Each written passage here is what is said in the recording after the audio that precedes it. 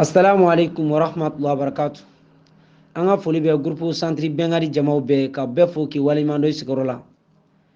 Nin min filɛ nin ye, nin ye jiri min ye an b'a fɔ nin ma ko tɔngɛ, maninkaw k'a ma ko sɛnɛ. An bɛ nin wagati min kɔnɔna na, tɔngɛ nafa ka bon kosɛbɛ kosɛbɛ ni Alahu Taala ka diɲɛ ye.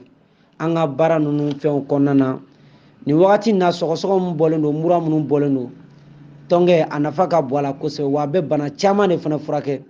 Mais kɛrɛnkɛrɛnnenya la bi an bɛna kuma jumɛn de kan? Tɔngɛ a bɛ se ka mura furakɛ cogo di ka ban mura bana n'o ye tisoli bana ye, n'o ye mɔgɔ min bɛ yen sɔgɔsɔgɔ fana bɛ i minɛ a fɛn ninnu kɔnɔna na, tɔngɛ bɛ se k'a furakɛ cogo di? Tɔngɛ bulu a bɛ se k'a furakɛ, tɔngɛ fara a bɛ se k'a furakɛ, tɔngɛ lili bɛ se k'a furakɛ, wa ninnu bɛ ɲɔgɔn ye i n'a fɔ nin cogoya la, i n'a fɔ an y'a fɔ cogo min na.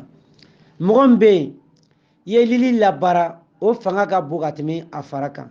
Mɔgɔ min fana bɛ yen i ye fara labaara o fana fanga ka bon n'a bulu ye. Nin bɛɛ lajɛlen na ka to ka taa kuyɛri fitinin ɲɛ kelen sɔgɔma, ya taa diɲɛ yɔrɔ o yɔrɔ i bɛ tɔngɛ sɔrɔ yen. I bɛ se ka feereta sɔrɔ sugu la quoi. I b'a feereta sɔrɔ sugu la fan caman fɛ. Taa i bɛ taa 20,000 10,000 don ordonnance la yɔrɔ min na dɛ, taa tɔngɛ san dɔrɔmɛ 100 ou bien 100 a bɛ se k'o mago ɲa. Mura ko k'a b'i minɛ yɔrɔ min na, e kɛ to k'a mugu tali daminɛ, i k'a k'i da kɔnɔ, i kan kɔnɔna ko k'a bɛ ŋaɲa, sɔgɔsɔgɔ juguman b'i la, e k'i jilaja dɔrɔn i b'a mugan ni commencer. I b'a ye a bɛ mura jɔ ni Alahu Taala ka diɲɛ ye. Su kelen pe i b'a tali commencer a bɛ baara min k'a la Ala de b'a dɔn. Mɔgɔ min bɛ yen i bɛ taa sɔrɔ falaka bɛ to ka da i kan na, falaka bɛ to ka da i kan na, hali n'i ko i bɛ kuma a ka gɛlɛn, e kɛ to ka tɔngɛ tali daminɛ. An y'o de fɔ aw ɲɛna. N ka lili nafa ka bon ka tɛmɛ a fara kan, fara fana nafa ka bon ni bulu ye, mais nin bɛɛ lajɛlen bɛ se ka furakɛli kɛ ni masa nin ka diɲɛ ye inshallah. Ala k'an bɛn sawaba ma, Ala k'an kanda k'an tanga. Mɔgɔ min fana bɛ infection juguman bɛ minnu fana la olu bɛ se ka taa. Infection tɛ dɔ wɛrɛ ye, an bɛ yafa ɲini k'aw fɛ parce que bana ninnu n'a ma yafa a tɛ se ka faamu.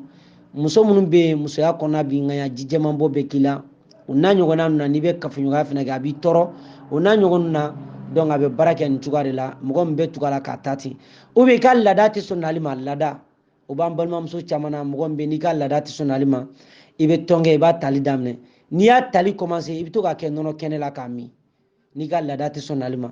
Mais mɔgɔ min fana bɛ yen o fana ka laada joli bɛ bɔn wagati bɛɛ lajɛlen na, i bɛ jilaja i bɛ tɔngɛ mugu nin i bɛ to k'a jalan dun ou bien k'a kɛ lipton na k'a min, i b'a ye a bɛ laada joli a b'a nati, a b'a laada joli a b'a tigɛ. Mais min bɛ yen n'a ka laada joli a tɛ sɔn ka na, o b'a ni nɔnɔ min ɲɔgɔn na, i b'a ye a bɛ laada joli nati kosɛbɛ. Nin ye kabako fura de ye dɛ. Ala ye nin bɛɛ nɔgɔya an farafinw ye, mais an t'an yɛrɛ fɛ k'a lamɛn ka tɛmɛ ten. An ka sɛbɛn o kuma t'a rɔ ko ma ko 100 degré. I y'a fura d'i bolo 100 degré, farafinw ta tɛ 100 degré ye dɛ. An ka tiɲɛ fɔ ɲɔgɔn ɲɛna dɛ. Farafin bɛ farafin fura la gosi.